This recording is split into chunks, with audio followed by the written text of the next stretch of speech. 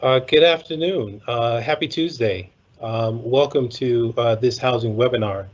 I'm Richard Tucker, the Housing Arlington coordinator within the Housing Division of CPHD.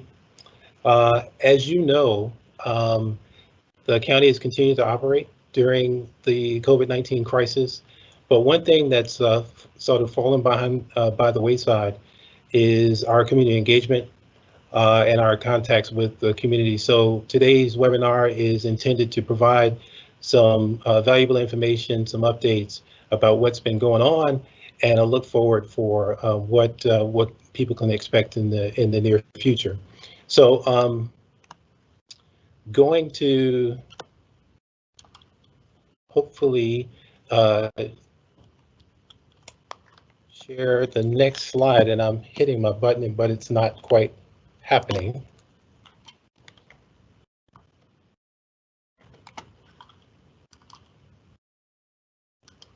Okay, so our agenda for today, and I'll also introduce our other participants today. So Ann Venezia is our housing director in CPHD, and Nicole Harmon is the housing bureau chief in Department of Human Services. They're going to provide information related to our COVID-related housing and safety net programs. And then a second part of our program today, I will do an update for Housing Arlington's work plan. Then the third part of our program today, Melissa Danowski, a principal planner in the Housing Division, will give updates for affordable housing development projects. You know, what's been happening, where are they in the pipeline, what can you expect to see next? After each of these segments of our program for today, we're going to have a question and answer period, and I'll give you some more information about that coming up. Before we go much further, I want to make sure that we're all in the right place. So if you have specific questions about housing assistance, rental assistance, tenant landlord issues, this meeting is not geared to address those, and we won't be answering those specific types of questions today.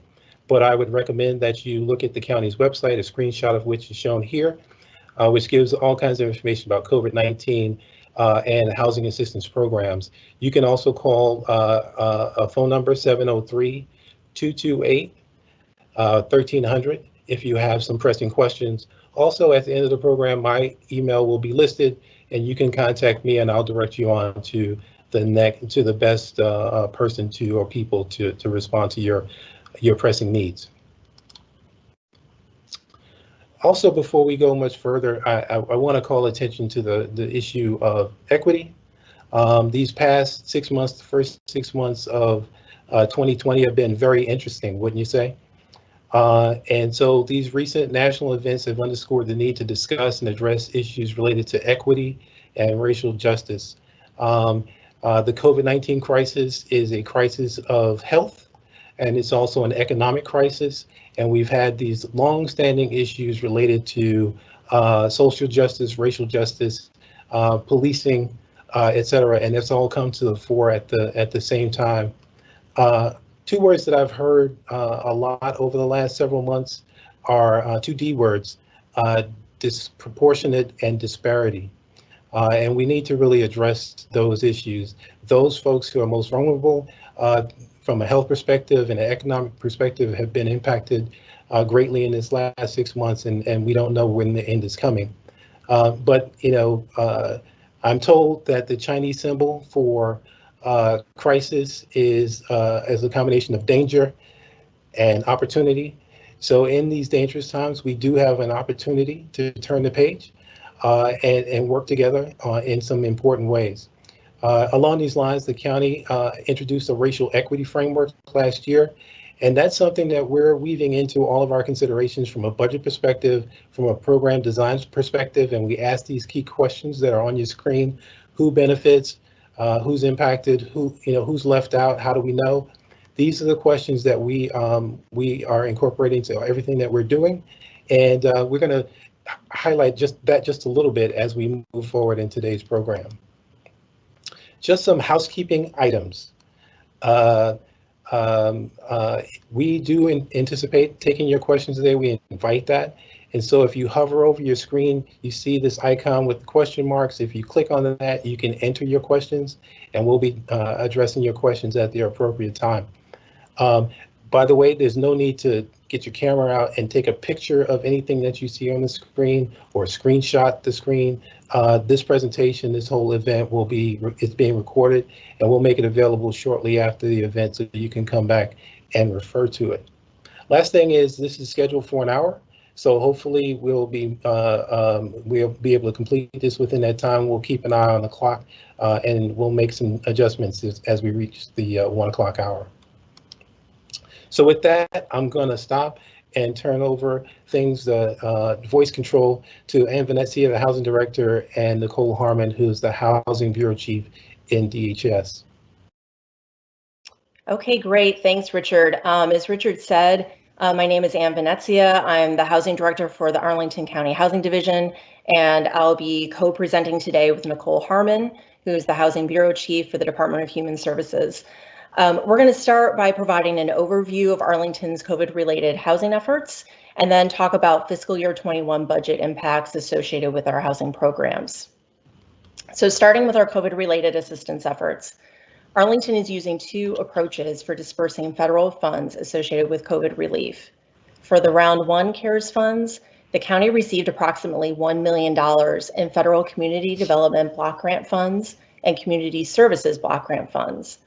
And to administer the funds, we're addressing immediate urgent needs by using feedback from community stakeholder surveys. So what does this mean?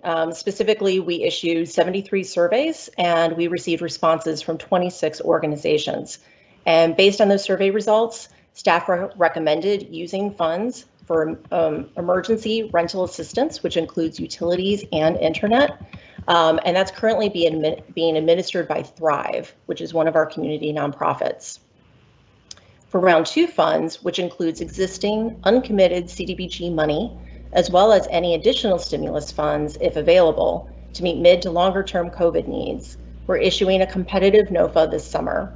We anticipate having somewhere in the range of $400,000 to $700,000 available, and the goal is to make funding recommendations by this fall. Okay, next slide. In addition to the CARES funds, the county provided a robust set of resources for tenants and landlords in order to provide more information and support them during this pandemic. Specifically, in March, the county board issued a letter to Arlington landlords urging them to work with tenants experiencing hardship and provide relief, such as payment plans, whenever possible. Staff also launched an information campaign that included several elements, such as flyers with frequently asked questions and important phone numbers for emergency services. These flyers were emailed to all multifamily properties in the county, and we also provided these flyers on site to 29 of those properties. We further distributed these flyers through the Arlington Food Assistance Center food distribution, and also provided them through grocery stores and in neighborhoods. The county also created a public service announcement in multiple languages with information on how to access emergency and safety net resources. This PSA was posted on Facebook, as well as distributed through Arlington Public Schools and various safety net providers. The county also provided several virtual tenant workshops with county board members, staff, and nonprofit service providers, answering questions and informing participants of resources. Related to this information campaign, the county posted comprehensive online resources for tenants and landlords that speak to tenant and landlord rights during COVID. And we also issued a survey on June 11th to Arlington landlords to identify COVID-related needs at the county's multifamily properties. To continue the conversation on tenant supports, I'm going to turn it over to Nicole to talk about COVID-related efforts associated with Arlington's rental assistance and safety net programs.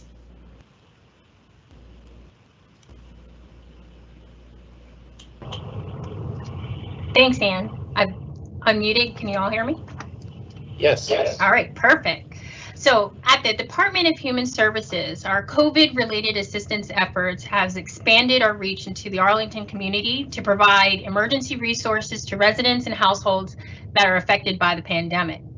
So starting with our rental assistance programs, our locally funded housing grant program provides rental assistance to income eligible Arlington residents and continues to do so through COVID-19. Housing grants serve working families with minor children, seniors age 65 and older, persons with disabilities, and residents that are active in the Department of Human Services behavioral health care programs. Because we know the impact COVID-19 has placed on many working family households and other households that are receiving housing grant benefits, for those that are unable to meet the income or work hour requirements, our program is still continuing to qualify households that are eligible for the program based on income and work hours prior to the onset of the pandemic. No benefits are being disrupted at this time. With our assistance from a distance model at the Department of Human Services, our housing grant applications have been transferred to an online application process and continue to be, we continue to accept applications daily. Turning to our federally funded Housing Choice Voucher Program, formerly known as Section 8. We've been actively making adjustments to voucher holders' rental subsidies for participants that are experiencing a loss or reduction in income, which will thereby affect their ability to pay rent. We've encouraged and we've done extensive outreach to our voucher holders, urging them to contact a housing specialist to submit a change of income form so that we could lower their household's rental contributions. We've also made change of income forms available online, which we continue to accept daily. Some other adjustments pertaining to the Housing Choice Voucher Program is we've suspended the provision of requiring annual inspections of contracted properties to protect tenants as well as our inspectors during this COVID-19 crisis. Inspections of new and vacant units still continue and are being deployed through modified virtual methods. As for our permanent supportive housing program, which is for individuals and families with disabilities, we've been able to take advantage of an expansion effort through our state grant provided through the Department of Behavioral Health and Developmental Services, which has afforded us during the onset of COVID-19 our ability to use carryover funding to temporarily shelter through hotels or shared housing homeless clients that are on our permanent supportive wait list.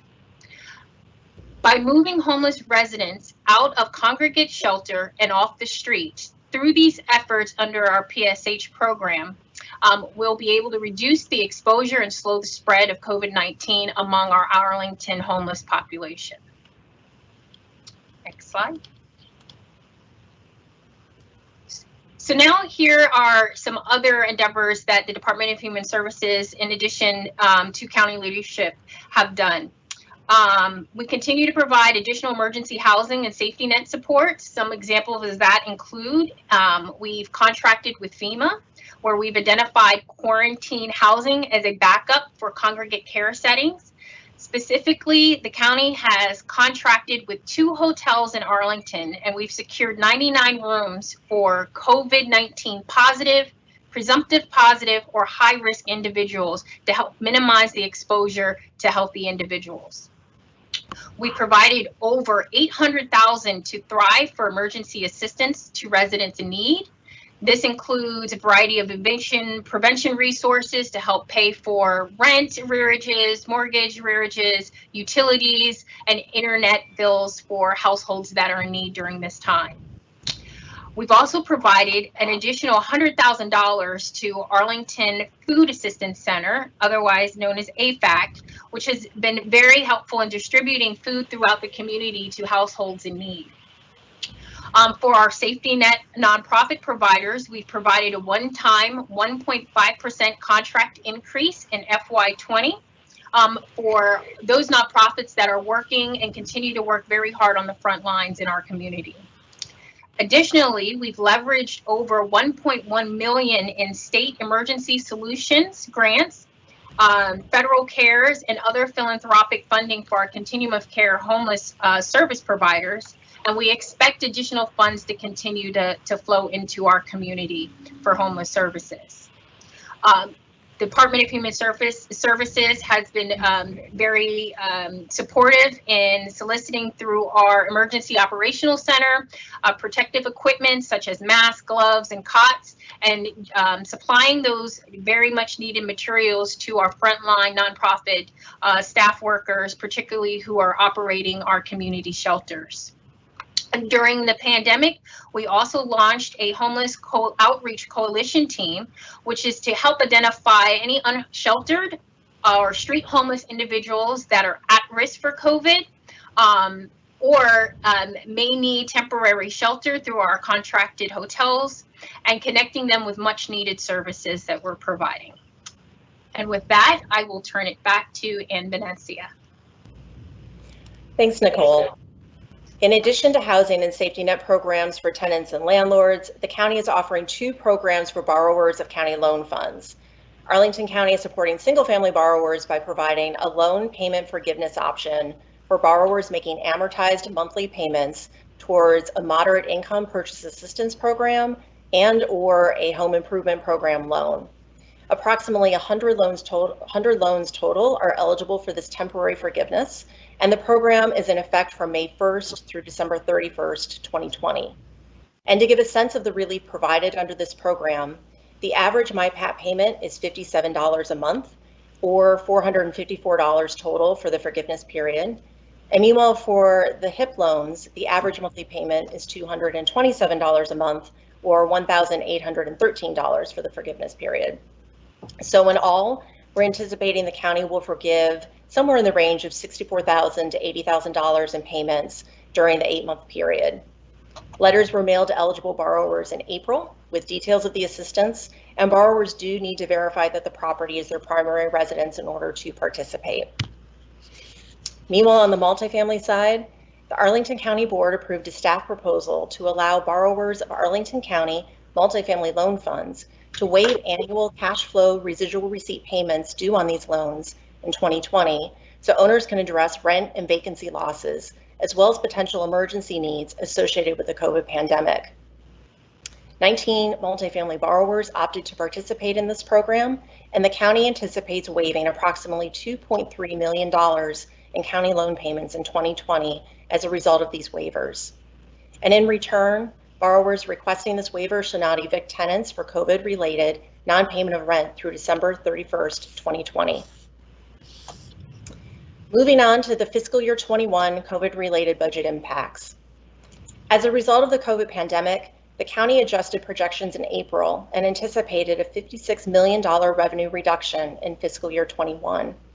To respond to this, staff worked with county leadership to quickly revise the county manager's fiscal year 21 proposed budget, guided by preserving and even increasing direct services, including critical housing and safety net needs, as well as preserving county jobs and investments to aid in recovery efforts.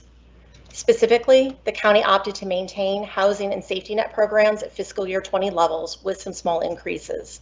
For example, appropriations for the county's Affordable Housing Investment Fund are maintained at fiscal year 20 adopted levels of $16 million.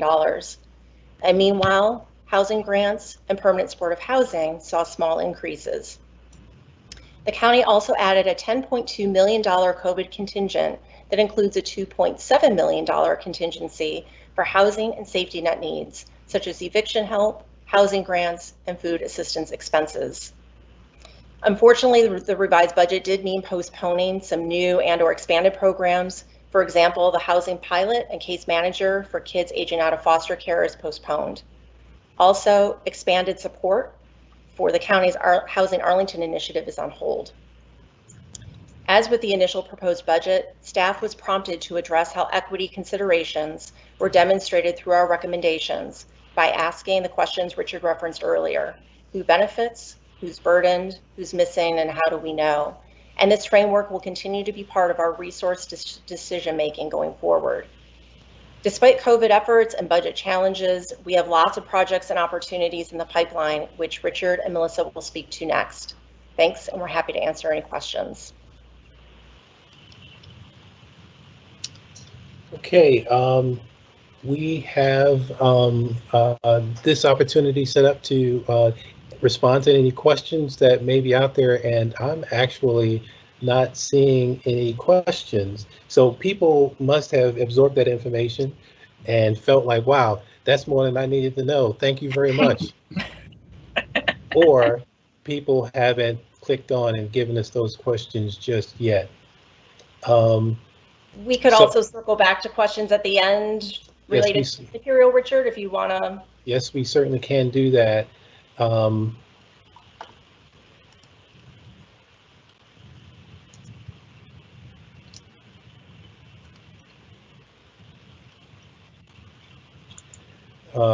What I need to do now is have someone tell me how to go back to the presentation.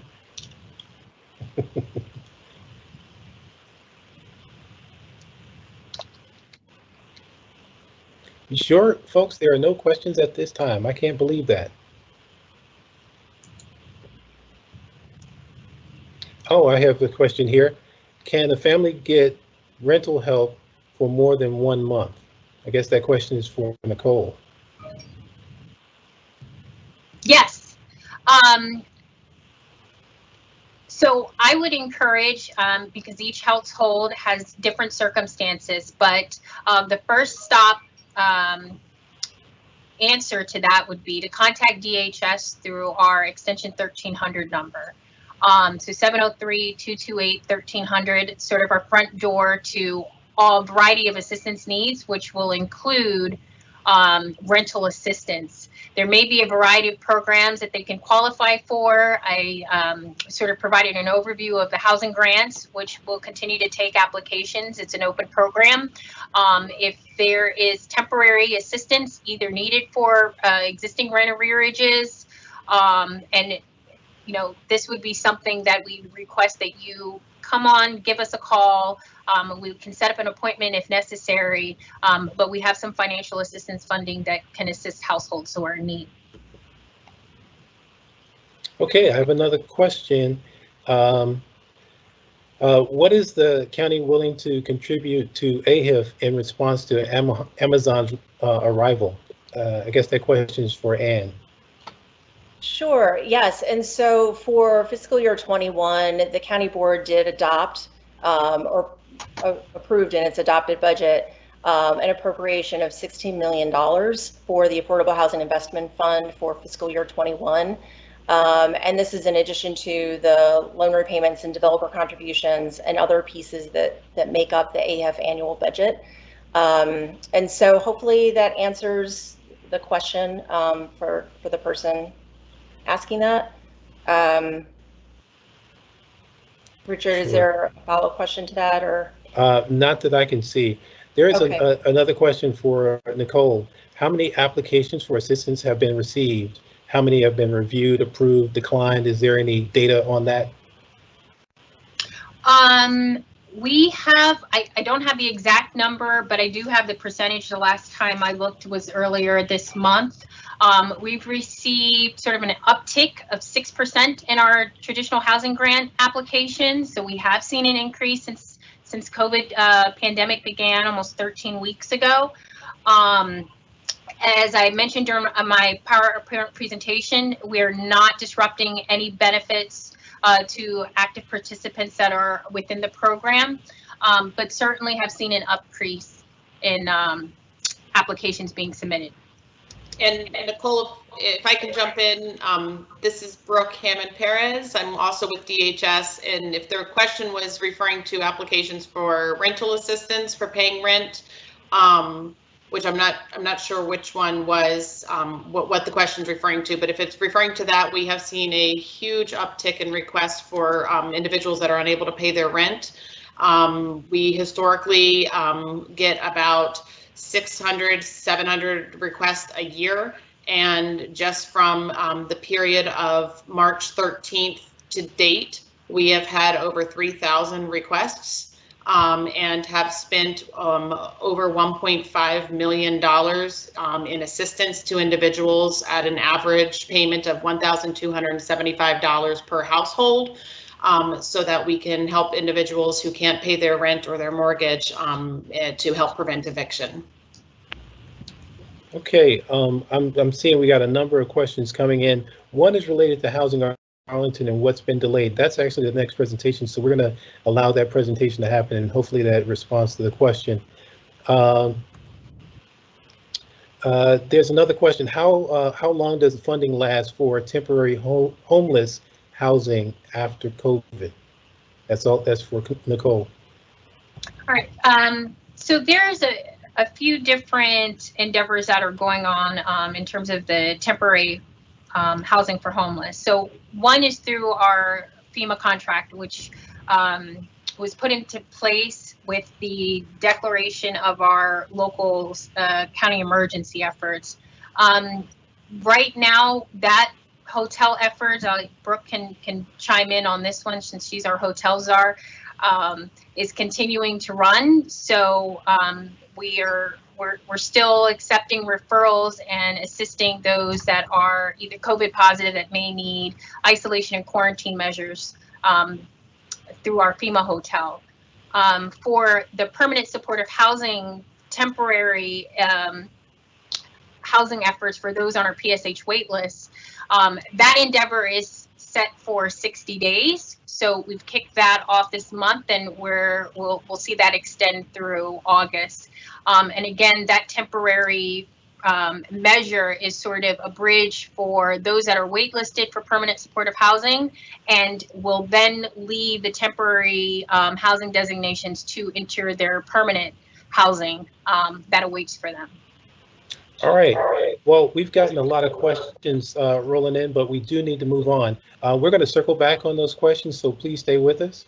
Let's get through the next two segments and get some other questions on the table, and then we'll see how close we get to 1 o'clock before we have to make some hard decisions about how we're going to communicate some more answers back to folks. So I'm going to move on to the next thing, which is the Housing Arlington update, and I'll go through this as quickly as I can. So again, get back to the Q&A.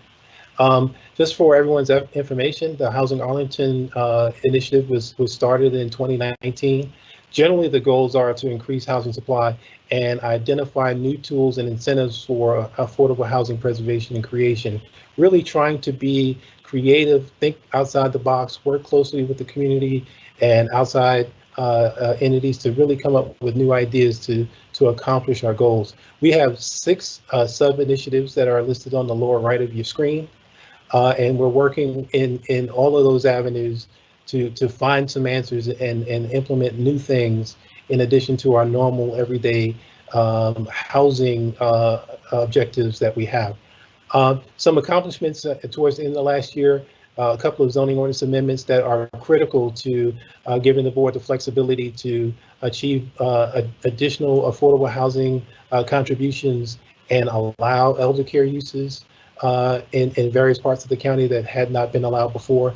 Also, we've done a number of training engagements for under our condo initiative, under our employee housing initiative, and under our institutional partnerships initiative as well. So a number of things that have been sort of quick hitters that we've done in the last year, and we have some longer term planning projects that we're going to discuss in just a minute as well. Just to give some background on our community engagement, COVID-19 has changed everything for everyone, and it's really impacted our ability to do community engagement. Going forward, we're looking at how we're going to implement community engagement. Since March, we've been working on our competencies. How do we work with each other in this online environment, and how might we use our tools to engage with the community? We've been evaluating our key work elements. What is most important? What's the priority? How do we use these virtual tools to implement the things that we need to do? So we've been building our capacities to support advisory boards and commissions, some of which are required statutorily to meet by state code, and so we have to give them priority, and we've been working towards that. I know that there's a housing commission and planning commission meeting scheduled for July, so we'll be starting with those meetings coming up, and we've been working with the county manager's office to set priorities beyond that. What are the other things that need to happen, and how do we employ our staff resources to make those meetings happen? just so everyone understands that there are some challenges. All of these virtual meetings take a lot of staff. In addition to those who you see here participating, there's another 5 or 6 people that are working behind the scenes to support this meeting. And that would be true for every meeting going forward, and to some degree. So we're doing some staff training and development to make sure we have the technical capability to do meetings going forward. And that's really been a hang up and something that we've been working through. At the same time, when we do community engagement, we have to understand that not everyone has internet access. So we have to figure out how to provide alternatives so everyone can participate in these community discussions going forward. And as we do these online engagements, how do we make them more robust and get people's participation in new ways as well? And then there are some budget revisions that have impacted our programs, and I'll talk about that very quickly.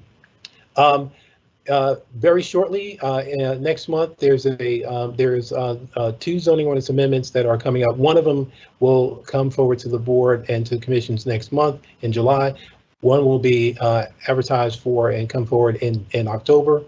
The first one has to do with setting a cash contribution, the mechanism to receive a cash contribution to the Affordable Housing Investment Fund when there's a neighborhood form-based code project that includes commercial uses. That will be coming forward in July, and it'll be on the agenda for commissions and for the board. A second item dealing with the targeted group for homeownership opportunities through the form-based code development, and dealing with the income brackets that we would want to target. That is in need of additional community review. And so that item will be scheduled for the Housing Commission next month, and other commissions going forward and other interested groups before the October timeframe. The Missing Middle Study, which is a major effort that had been scheduled to begin this spring, has been postponed to fall because of the COVID crisis and the inability to meet. The goals for this study are to increase housing supply and diversify the range of housing stock that might be available throughout the county.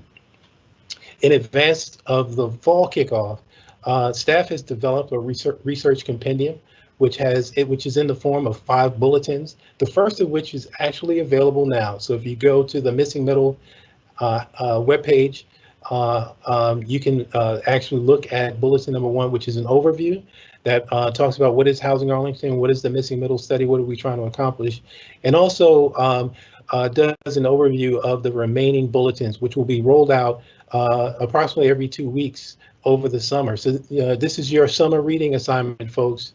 Catch up on a lot of interesting data, information about where the housing gap is, what's actually existing in terms of missing middle types in Arlington, Arlington's land use and zoning history, which contribute to the current conditions. And as we talk about the question of equity, there are some decisions that have been made or not made over the course of time that has led us to the disparity in housing choice in Arlington, and that's sort of explored in Bulletin 2 and in Bulletin 4. And then there are some other policies that impact housing development that we make the connections on in Bulletin 5. So please stay tuned. We'll be rolling these out over the summer, and it's some great information that will lead to some good conversation as we kick off the Missing Middle Study in the fall. Housing Conservation District is something we've been looking at since 2017. There are 12 areas that are zoned and designated for multifamily development in Arlington that have a high concentration of market rate affordable units, or MARCs. So we've been studying them for a number of years now. For the summer, we're going to continue to develop policy and zoning recommendations with the goal of coming back out in the fall and talking to folks about that. We're also going to take a broader look within that, other multifamily areas around the county that could similarly benefit from new planning guidance. We're going to be looking at that and developing those ideas in the summer, and again, come out to the fall timeframe and talk with advisory boards and commissions and the broader community as well. There is a zoning ordinance amendment related to 2-family dwellings in multifamily districts that will come forward in the fall as well. This amendment will address nonconformity. A lot of times these houses are built on lots that are not of appropriate size given today's zoning ordinance requirements or setbacks. And so this would deal with that nonconformity and allow modest expansions if the property owner so chooses. The Affordable Housing Master Plan review was also scheduled to start in the middle part of this year. We're going to start it in the fall. We're going to start with a review of needs analysis, which is being developed right now, looking at census and other data. And the community engagement will start with, doing an assessment of whether, how we've done on achieving the goals that are outlined in the master plan, and asking the question, is there anything missing? And again, this will be an opportunity to talk about the question of equity and how we're addressing all populations within Arlington. And then we'll set a course for what's next and how we might make some amendments to the master plan if necessary. Some other work highlights, financial tools. We're going to do a couple of reviews from the standpoint of the zoning ordinance. One is looking at the affordable housing ordinance, how we actually receive contributions for our affordable housing investment fund. And we're working with the Arlington Community Foundation on reviewing that. Also for elder care, there are no provisions currently in the zoning ordinance for receiving an affordable housing contribution when site plans for elder care like assisted living, nursing homes, whatever, come through our processes. And so we need to look at adding something to the ordinance. We'll be doing that over the course of the next year. Under the condo initiative, we had 4 workshops planned. We accomplished 2 of them before the crisis hit. So we'll be working with the city of Alexandria to reschedule them sometime in the fall. Likely these will be online engagements as well. Under our employee housing initiative, we have been doing first-time homebuyer training. We're going to be doing that in the future. We were doing them here at the Bosman Center. We're going to do them in the future online only, and they'll be offered through Virginia Housing, which is formerly known as VHDA. And then under institutional partnerships, we had planned to do a training cohort for houses of worship and other nonprofits who own land who would like to contribute to the housing development, affordable housing development game. And so we have had some outreach with them, but that training cohort will be postponed to FY22. One last thing, we will be doing putting out a request for information out on the street to ask for information from practitioners, other jurisdictions, nonprofit housing developers, the whole gamut.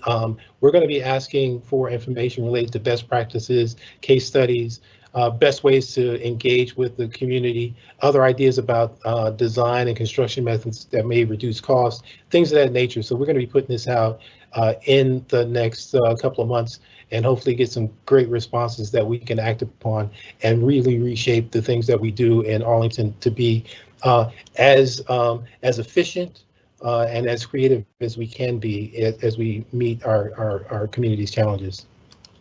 With that, I'm going to stop and take questions from our audience, and hopefully we can get through this quickly and get to our next segment. And again, I'm going to look and see if we have any questions.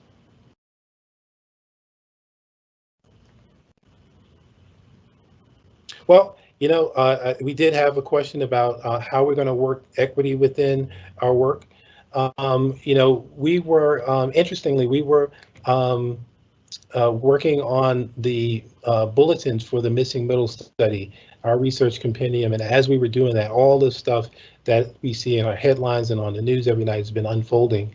And so we asked ourselves the question, what's the response? And so we've got a fairly strongly worded statement that's a part of our Missing Middle webpage. So I would commend everyone to take a look at that.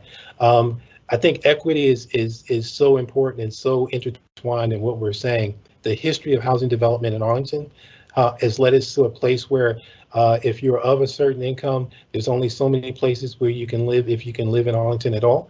And we have to examine, what were the mechanisms that were put in place, what were the rules and of the road that have led us to where we are. And we have a tremendous opportunity to address that going forward.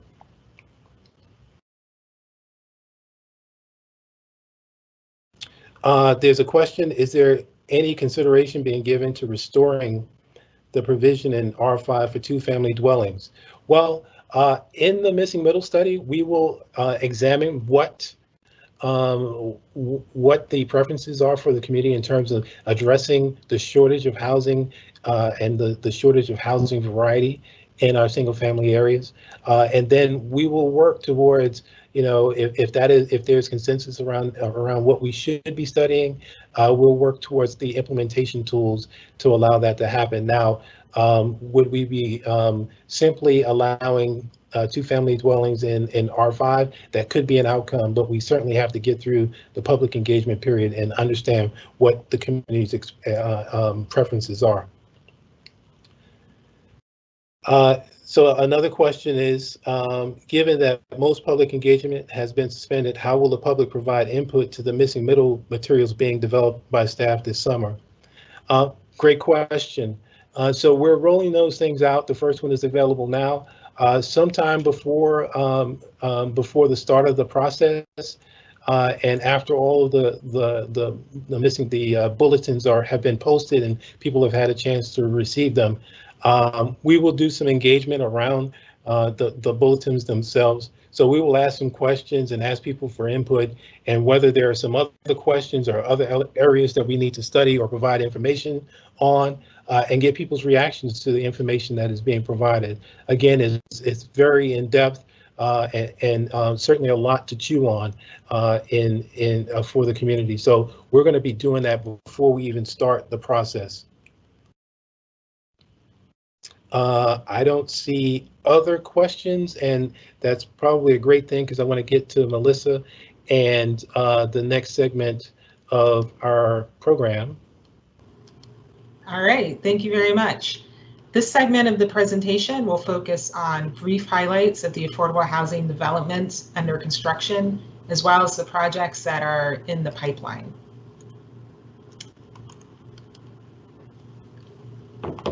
And I'll just hold off so you can switch the slide, Richard. Sure.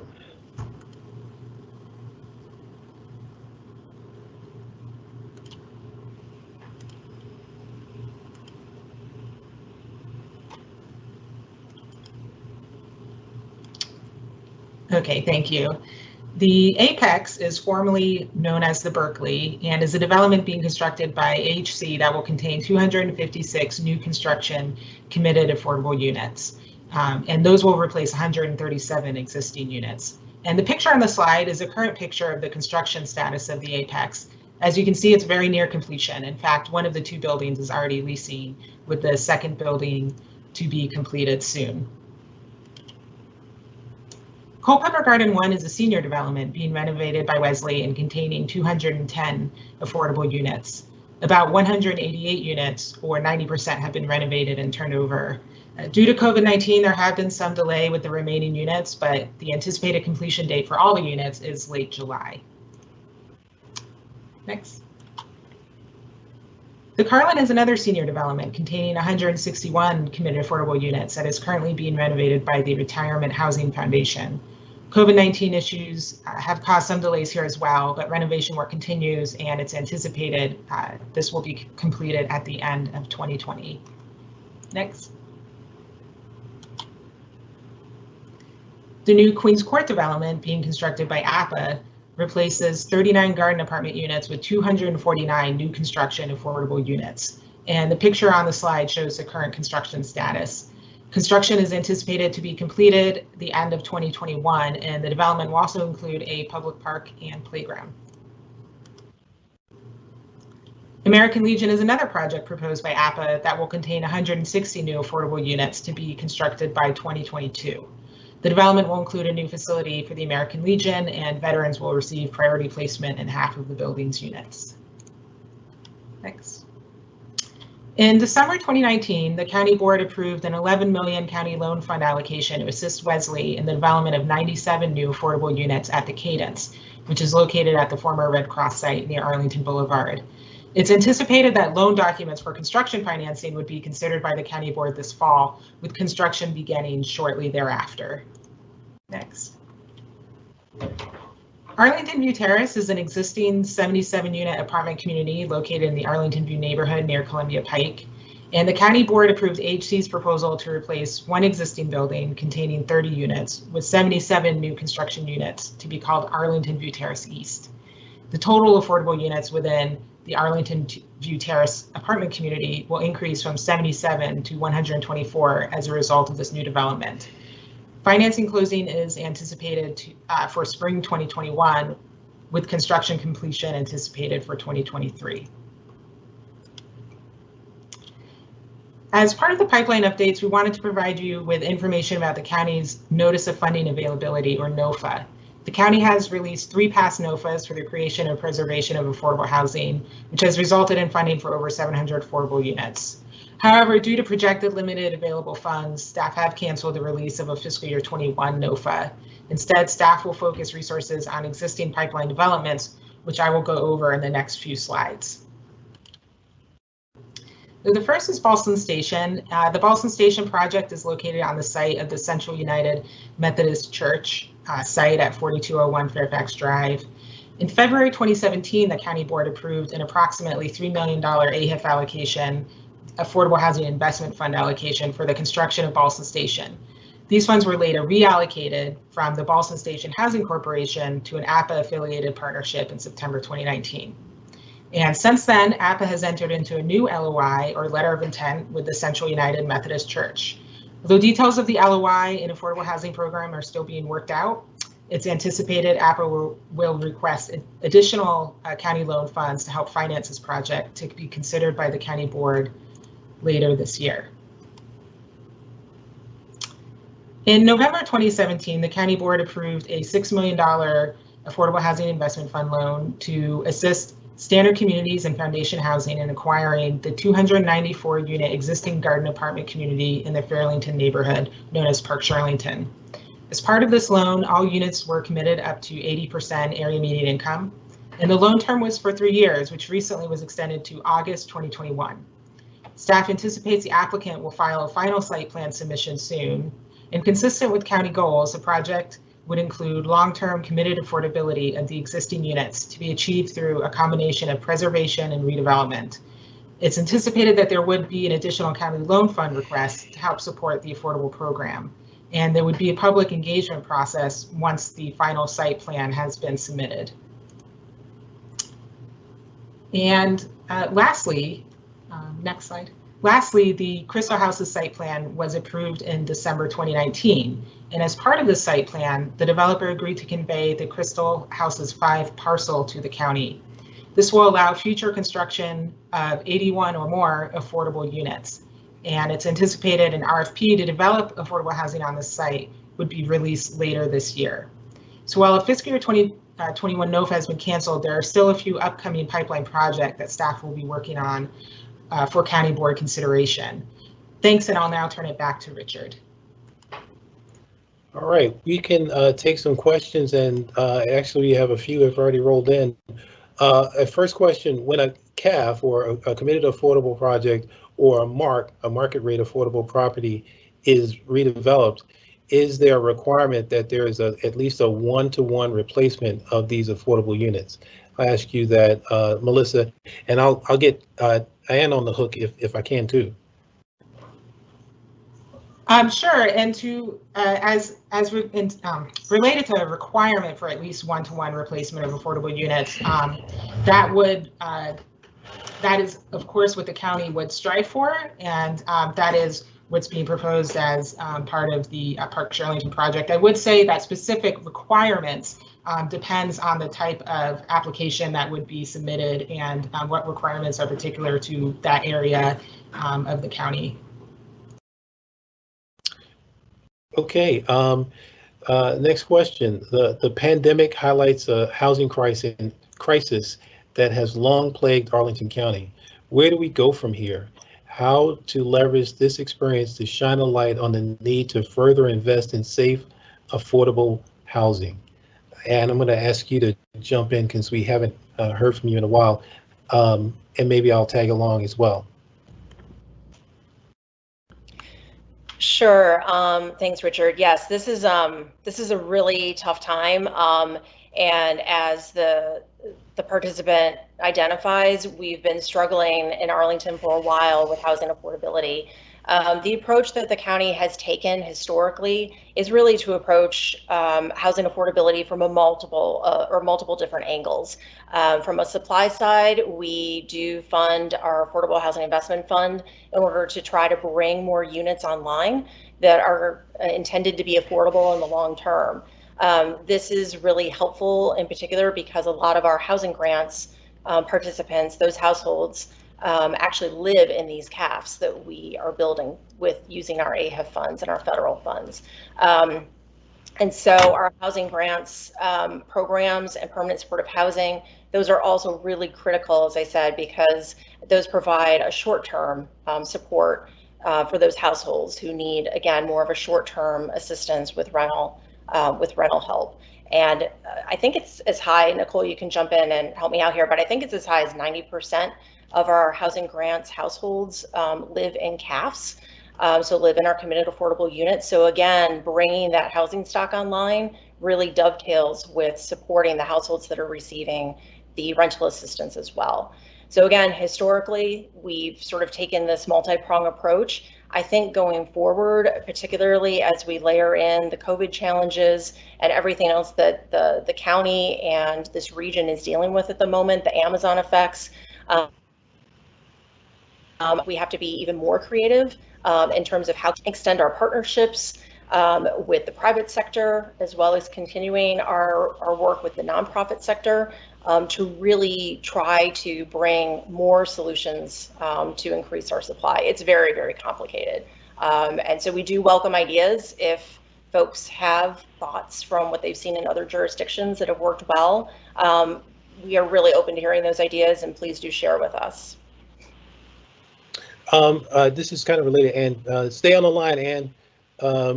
Okay. Here's another question for you. You mentioned that AHIF will be held at the FY 2020 level.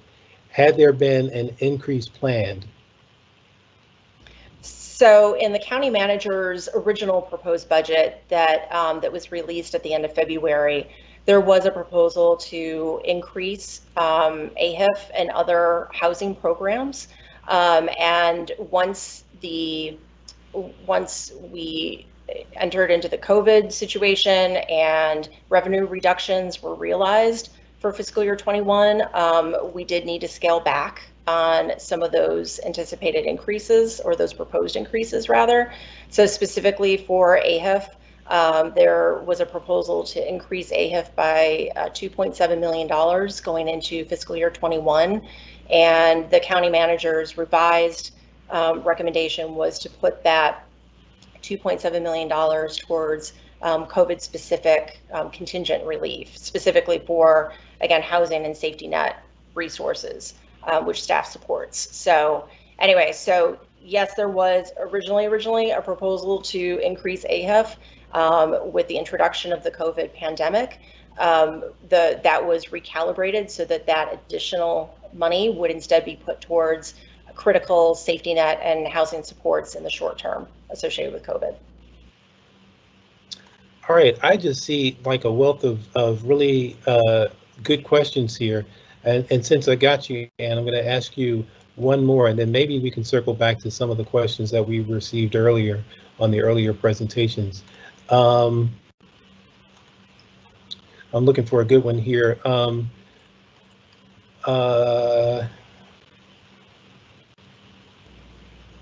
Here's a quick one. Will the Park Shirlington project bring about any new affordable units or just maintain the 294? I'll just answer that one. At this point, the applicant would be looking to replace the 294, so they're not proposing to increase the number of affordable units, just maintain that level. And maybe you might know this one. How many of the affordable units are 30% of area median income and below, or versus 50 to 60%, which is our typical target? Right. I'd have to look up the exact numbers. I don't have those off the top of my head. For the 30% and below, we did run some numbers back around the start of the calendar year. And I could pull that up while we go to the next question just to see what that count is. It's overall on the committed affordable side, it's a rather small portion of our total portfolio. So again, for committed affordable, it's going to be more in the 20 to 40 range rather than in the hundreds range. So it's rather small. And again, I can, while we go on to the next question, I'd be happy to look up that exact number if that's helpful. Okay. I see a question from a housing commissioner, so I think I need to answer this one, or we need to have us try to answer it. How is the county thinking about eviction risk for households that are not in CAFs, that are not on the AHIP loan payment waiver plan, folks in marks, etc.? And I want to, and maybe Nicole as well. What are we thinking about as the eviction moratorium goes away at the end of the month? What are we thinking needs to happen? Right. So, so again, we are working with Housing Division and the Department of Human Services. We're working really closely together to try to get ahead of this. We are hearing that there might be a possibility for a 60-day extension for COVID-related eviction proceedings, which would postpone some of the activity more towards September, October, if that were to happen. Again, we're keeping a very close eye on that. In the meantime, in addition to some of the CARES funds that I mentioned during our presentation for the CDBG and CSBG that's going towards emergency rental assistance now, there's also some state CARES funds that we anticipate receiving as early as next week. And that is approximately $450,000 that again could help provide additional rent relief. So, so we're going to be, and that those funds will be facilitated, managed through DHS. And then we're also keeping a close eye. Congress is considering $100 billion emergency rental assistance bill as part of the HEROES Act. So we're not sure when that might move forward, if at all, but again, staff's really closely tracking that. And another thing that we're doing is we're looking into additional supports that could help prevent eviction in the first place. So what are the things that tenants need in addition to emergency rental assistance? Is there an opportunity maybe to provide some mediation services or legal aid or something like that that really could help, again, support those communications between tenants and landlords? Landlords need the ability to pay their bills as well. So we want to make sure that landlords are getting the revenue and supports they need in order to pay those bills, while also maybe taking some of the pressure off of some of the tenants that are experiencing some income loss as a result of COVID. And so how can we, again, facilitate those communications and figure out a way for the landlords to get the payments that they need while also providing a little bit of relief on the tenant side as well. So again, like all of this, very, very complicated, but we are working very closely, the Housing Division and Department of Human Services, to try to get out ahead of this so that we can get some supports in place to try to prevent what could be a lot of eviction activity if we did nothing at all. So, and Nicole, Brooke, I don't know if you want to add anything to that. Nope, that was perfect. You mentioned the rent mortgage relief program, so I think stay tuned for that. Okay, there's a question about Crystal Houses 5. When is it likely to be built, or is a date to be determined? I'm going to jump in and just say that that is to be determined right now. There's a at this point we would the county would need to solicit and partner with a nonprofit to actually build the Crystal Houses site out, and there's a lot of machinations related to that. So that is just something that we're looking towards working to do in the next year, but there's not a specific timeline for Crystal Houses 5. There's a question about the moratorium that's in place, and I believe it's until June 28th. So that's the deadline at this point, and we'll see what happens beyond that date. I have a question: how long will enhanced programs remain available as the state continues to open up? So I guess I'll ask that of Nicole. Yeah, I mean, I really don't have a crystal ball around this. I think, as Ann previously alluded to, we'll have to continue to kind of stay tuned to what may be coming out, not only federal but also state channels. The rebound effect from this pandemic is definitely going to take some time. So even as restaurants and employment begin to pick up, there's still, a number of households that will continue to lag behind. So we'll continue to keep our eye on additional funding resources that either by way of the county or coming down from various pikes, and we'll communicate that to the community at large. I have a quick question and answer here. Is the Housing Arlington initiative going to be executed diligently? And the answer to that is yes. And the only caveat is that, the community engagement that's necessary to support whatever efforts that we're working on will have to be closely coordinated to have the community come along with us as we do those things. I have a question for Ann. It's a question that Ann can't answer, so I'm going to give her some cover before I ask it. It's more of a policy question. AHIF money is budgeted for $16 million in fiscal year 2021 to start units that won't be completed for 3 to 4 years or more. Shouldn't this be postponed this year and these funds used to pay for housing grants so that thousands of tenants won't end up evicted? So yes, I'd be happy to try to address that question. So as I mentioned a few moments ago, the county historically has approached affordable housing for some of our lower income households through a combination of committed affordable units and also our rental assistance programs. So while in the short term, absolutely the county is providing additional resources, additional money to rental assistance, and I mean to the tune of millions of dollars. The county is doing that. We also want to retain a really strong supply of committed affordable units as well, so that, as Nicole just mentioned, we anticipate these impacts from COVID and from Amazon and from all these different forces that are hitting Arlington right now, that we're going to be feeling them for quite some time.